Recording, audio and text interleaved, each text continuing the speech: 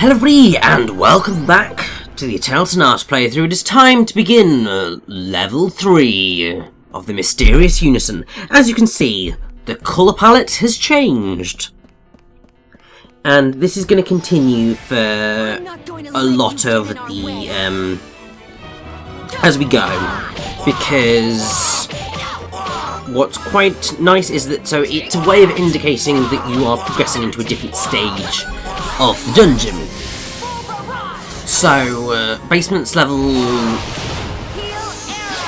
1 and 2 were united in their colour palette because they were very similar in terms of how they were structured. They were both sort of loops with offshoots. Basement level 3 and 4 are their own little unit, because they play on the idea of teleporters.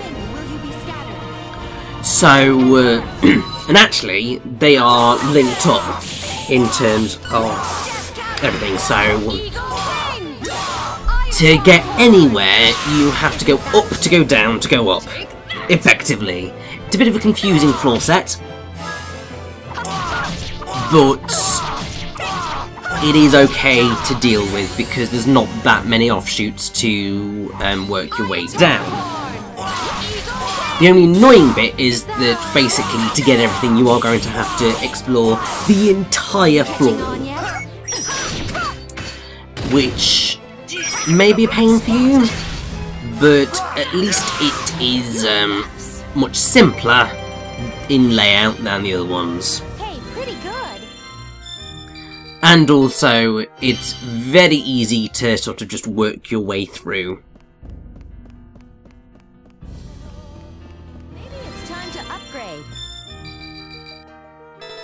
And I love that Viola is slowly but surely making her way up to level 70. Ever so slowly but surely.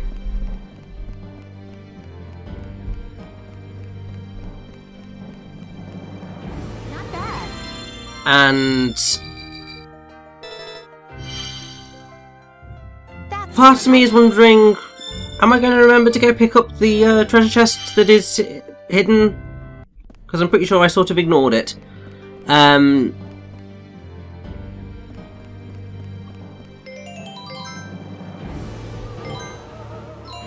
Either way, if you head down at that first intersection, rather than heading to the right, and then you can pick up a Morgenstern, which is another weapon.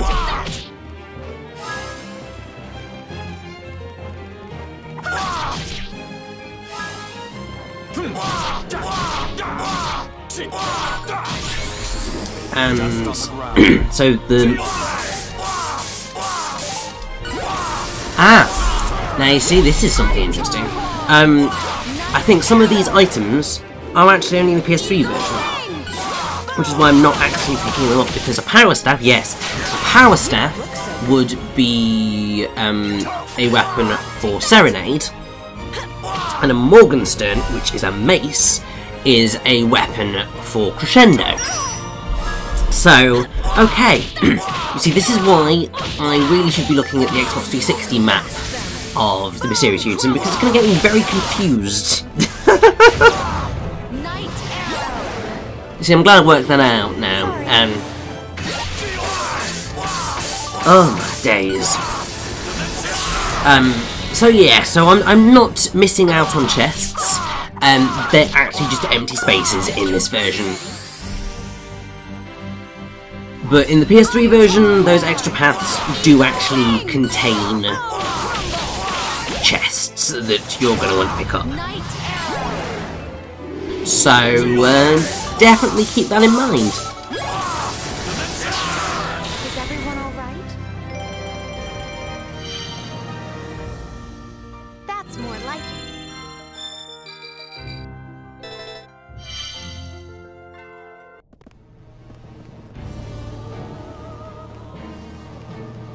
But yeah, hopefully also at this point you can see my reasoning behind cutting down the amount of fights that you see in this, because otherwise, yeah, we'd just be here for frickin' ever. All right.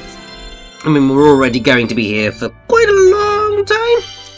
So, yeah, it's just a way of easing that pressure on both you and me.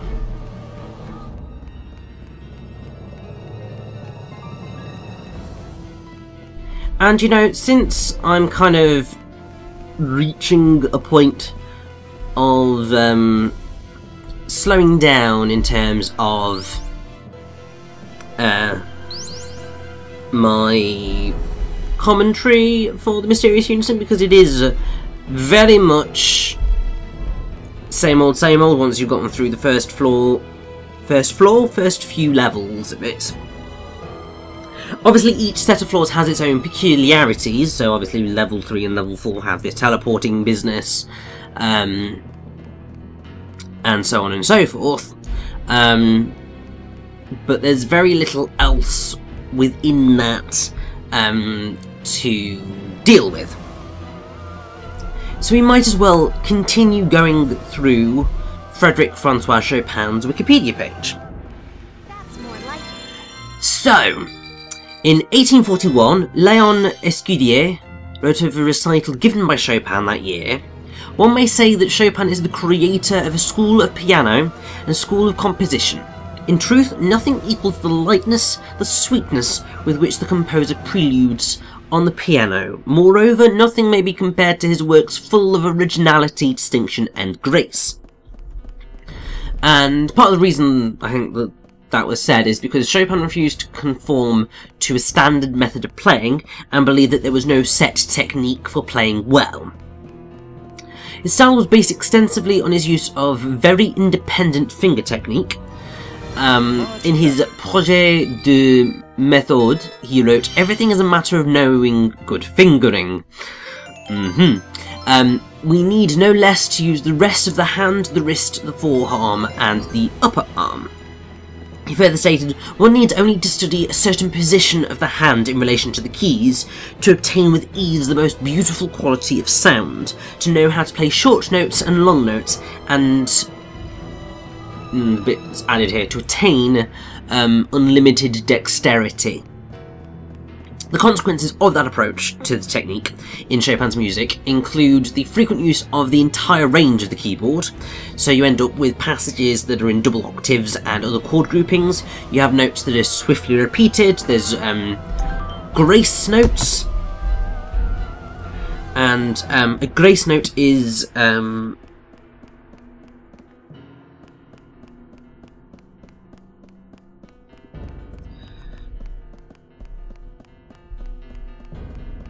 I'm not quite sure how to explain this without it being kind of ridiculous. Because basically, it's like a little mini note with a slash through it next to a main note. And it indicates something that is melodically and harmonically non-essential, but still sort of nice to have.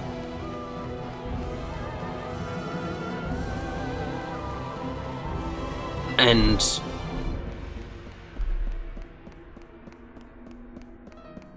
apparently they show the amount of time to be taken up by those notes as a whole unit, but it's a subjective matter decided by the performer. And that seems to be particularly the case with Chopin. He also had used the he made use of contrasting rhythms between their hands. So, like, you could have like a 4 rhythm going on one hand and a 3 rhythm going in the other. Here. Come on. Jonathan Bellman, who is a musicologist and pianist currently employed at the University of Northern Colorado, writes that modern concert performance style, which is set in the conservatory tradition of the late 19th and 20th century music schools, and are suitable for large auditoria or recordings, militates against what is known of Chopin's more intimate performance techniques. Because obviously what Chopin himself said to people was that concerts are never real music. You have to give up the idea of hearing them in all the most beautiful things of art.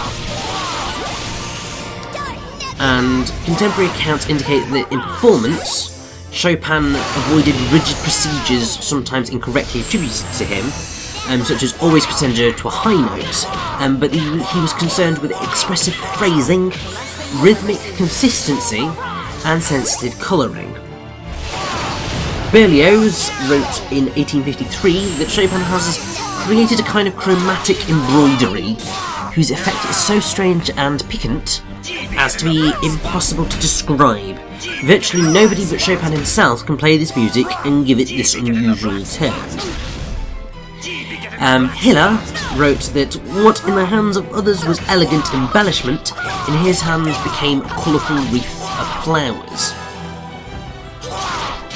And that's actually quite a beautiful way of describing things.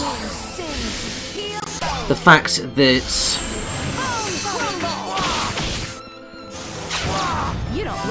the music was a colourful wreath of like beautiful notes that kind of blossomed like flowers. It's quite a beautiful image actually. That's bringing out the real English student in me. It's also nice to note that Chopin's music is frequently played with rubato, which is the practice in performance of disregarding strict time, robbing some note values for expressive effects. There's obviously a lot of differing opinions as to how much and what type of rubato is appropriate for his works. Charles Rosen, who was an American pianist and writer on music, who actually only died relatively recently, so 2012. He commented that most of the written out indications of rubato in Chopin are to be found in his mazurkas. It's probable that Chopin used the older form of rubato that was so important to Mozart, where the melody note in the right hand is delayed until after the note in the bass. An allied form of this rubato is the arpeggiation of the chords, thereby delaying the melody note. According to Chopin's pupil Carol McCulley, Chopin was firmly opposed to this practice. So, it's a peculiar one.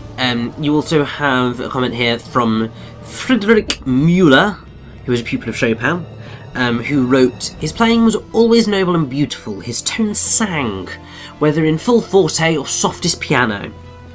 He took infinite pains to teach his pupils this legato cantabile style of playing. His most severe criticism was he or she does not know how to join two notes together. He also demanded the strictest adherence to rhythm. He hated all lingering and dragging, misplaced rubatos, as well as exaggerated ritardandos. And it is precisely in this respect that people make such terrible errors playing his works." So, it's actually quite interesting that, obviously, as time has gone on, the style when it comes to playing piano music has changed dramatically, as it would. Because to different people's ears, different styles of music sound better or nicer. And that's quite cool. But obviously, people who knew Chopin realised that, I think even now we realise that he had a very specific way of playing his music. And the fact that people make the mistakes when playing it that just don't fall in with what Chopin actually did when he performed his music, it's quite sad, because it means that we will sort of never truly know what Chopin's music was always intended to sound like. Like, I think if there was So time travel. One of the periods that I've always said that I would love to go back to is the time of Shakespeare. Obviously, to fully experience Shakespearean plays in their day and age and in the time and place, to see just how different they are to how we perform them today. But also just because that would be quite an interesting experience. And also, to be fair, would make a lot of sense would probably make a lot of sense out of why certain people in that day and age were so concerned with how it all worked out. And you may have noticed a little bit of a visual glitch there. I think there's been a few glitches going on throughout this part, which is a bit of a shame. But hey, it's the curse of whatever was the hell happening with my Elgato. It better not continue. But going back to that whole thing with time travel, one of the other times that I think I would actually really like to go to would be the time of Chopin, to actually listen to Frédéric Francois Chopin play the piano, because I think that would be a pretty amazing experience, because he does truly sound like well, I mean, he is a phenomenal pianist. Even though he's dead, he's still a phenomenal pianist. But it would be quite amazing to listen to that in action, and to truly grasp how that sounds. And also, you know, if you were able to time travel and use the technological equipment available to those of us in the modern day and age, to record that, because I think a lot of musicologists would really appreciate hearing how those pieces of music were intended to sound. It's the same with actually probably quite a lot of musicians and composers, hearing them in their first performance, because a lot of the most famous pieces of classical music, I mean, they're still stunning even today, but to be able to hear them the first time they were performed, and to hear the reactions of people to them, that'd be quite spectacular, I feel.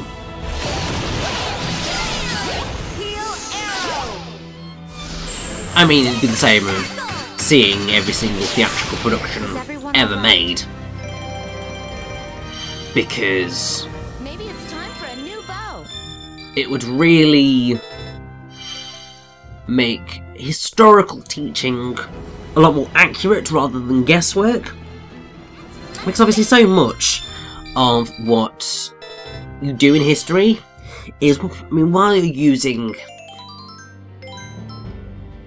evidence, or you should be using evidence when you're doing history, a lot of it is just making assumptions based on presented evidence, and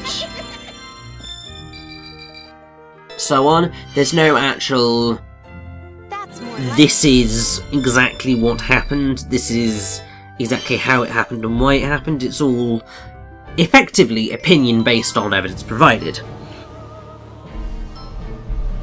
And it would be nice to actually have the true facts, so that that's what gets taught, rather than the assumptions or the guesses of what could be. So, that was a nice little ramble, and we're now on level 5, which is quite a sprawling level, and it has, I believe, 2 treasure chests located in it. We'll see whether I'm picking up 2 treasure chests. But it's a very confusing maze of a floor, because you've got effectively 3 loops that you can end up going around. The first path that you really want to take, which is effectively the one that I've just taken there, is to go all the way to the left, as far as you can go, and then keep following a path until you get to a T-junction. Then you want to head left on that T-junction, and at the next T-junction, which is the next screen across, you go down, and that will get you the next thing, which I believe is the Athena's Tear, but it might be Athena's Shield, I'm not quite sure. Then from that point, it's pretty easy to locate the next item, because effectively head as far right as you can go without changing direction, and then you just head up as far as you can go and follow the path. And that will get you to the next treasure chest, and then when you get back to the crossroads, you're effectively on the loop that will lead you to the exit. Excuse us. You just need to make sure to head up at your nearest available opportunity on that pathway through.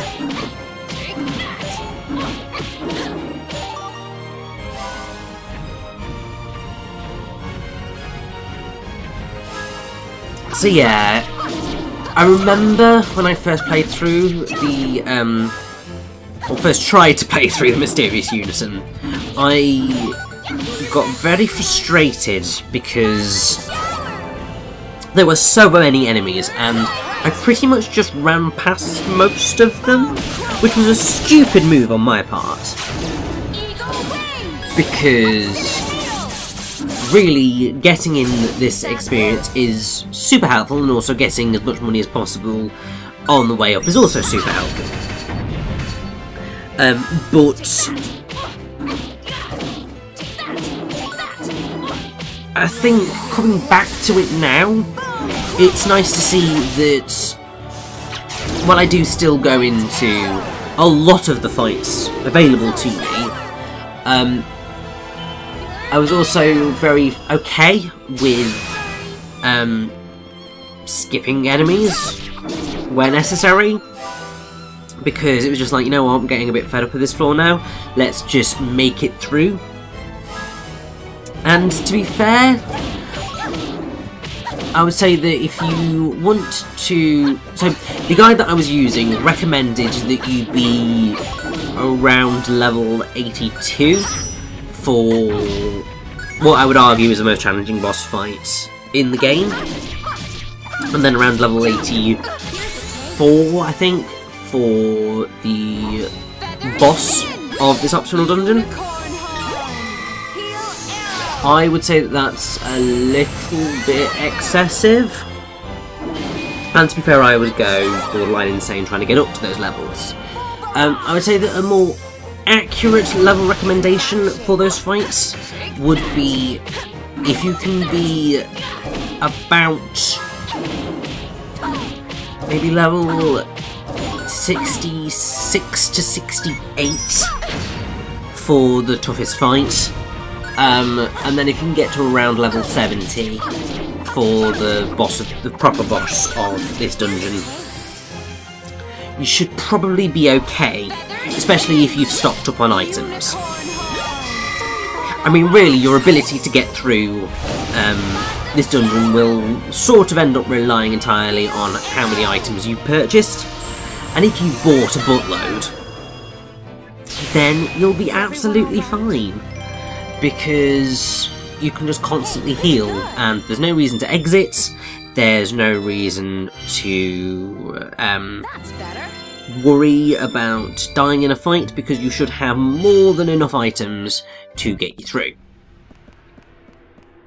And that's basically the way that I look at it.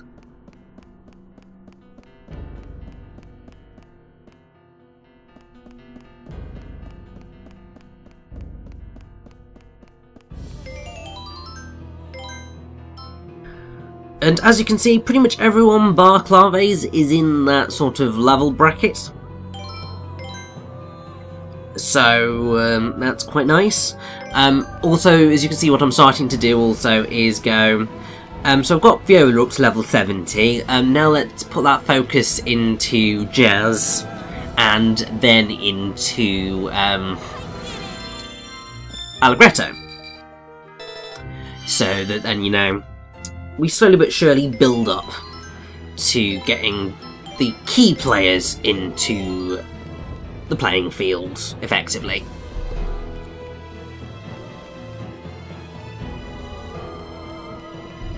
But yes, I believe that we are currently on our way to that other chest. And I mentioned that will contain another weapon for us, I think.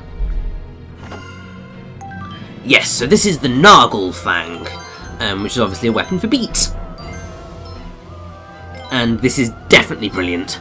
Love the Nagelfang. There's a lot of really damn good weapons in here. There's a few that are a bit like, could take it or leave it. But that's fine.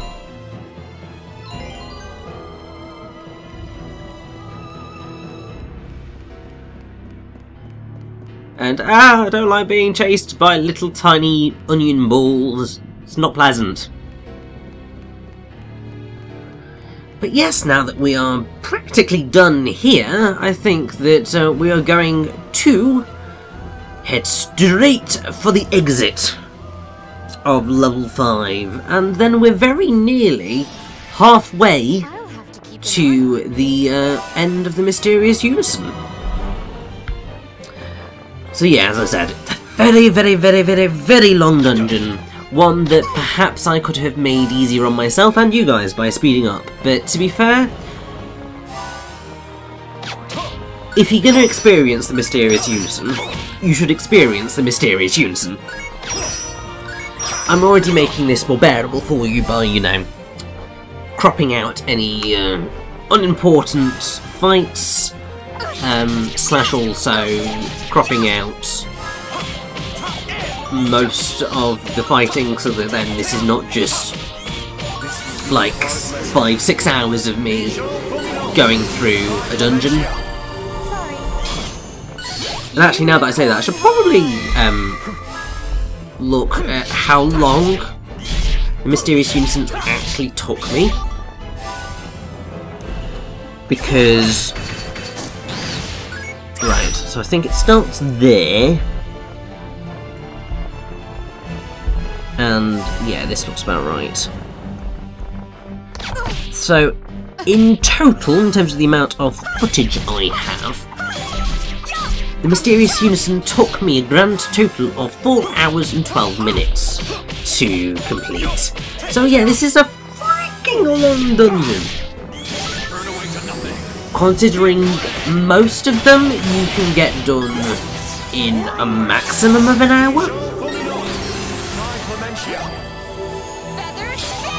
Like, a 4-hour dungeon is pretty excessive.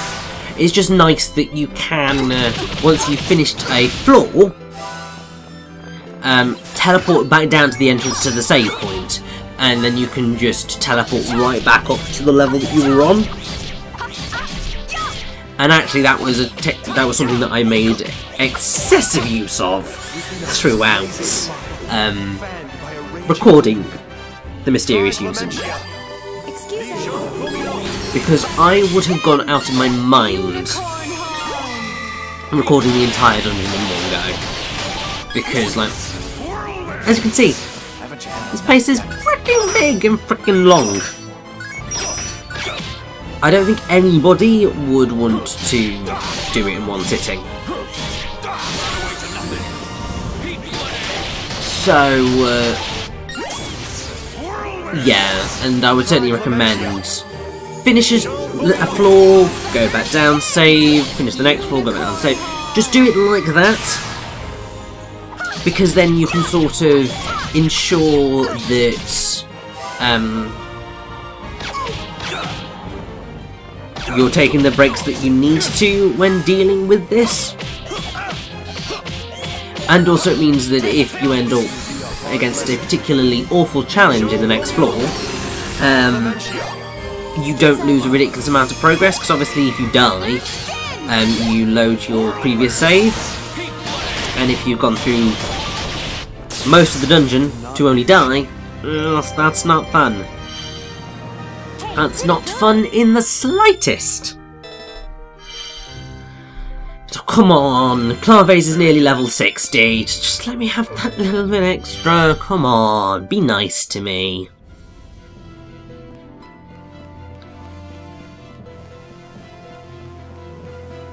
But either way, I'm pretty sure that we are very, very close to the exit now for level 5. And I think I'm basically just gonna go, I'm not facing you guys. Just get away from me. I am done with this floor right now.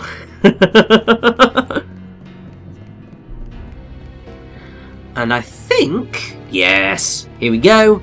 This will lead us to the teleporter at the end of level 5.